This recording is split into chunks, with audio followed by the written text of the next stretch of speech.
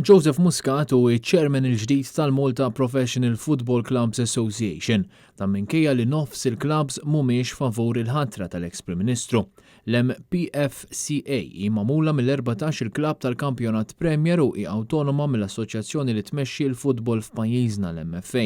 Fil-fatt, din l-assoċjazzjoni ħadet post dak li qabel konna nirreferu għalih bħala il-Premier League Standing Committee u li għal snin twal kien taħt it-tmexxija tal-eks-President ta' Hibernian Stoney Benzina.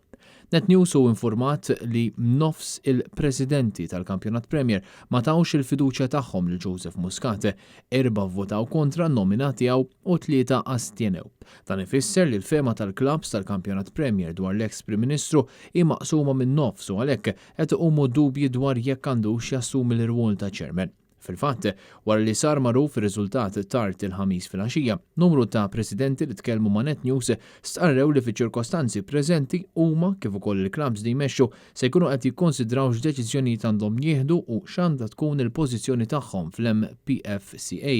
President minnhom qal li b'Muscat fil-karga mhux se jattendi aktar laqgħat tal-assoċjazzjoni, filwaqt li president ieħor qed jaħsibha jekk il-klabb tiegħu għandux jibqa' jifforma parti mill-MPFCA.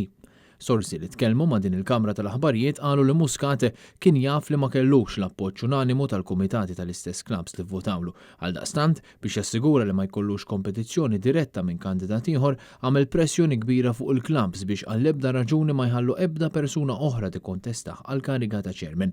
NetNews jista' jikkonferma li kien hemm persuni oħra li kienu interessati biex jassumu l-irwol iżda dawn ma kinux lesti jaċċettaw li jmorru għal votazzjoni fejn apparti jisimhom kien se jkun hemm l-isem tal-eks Prim Ministru.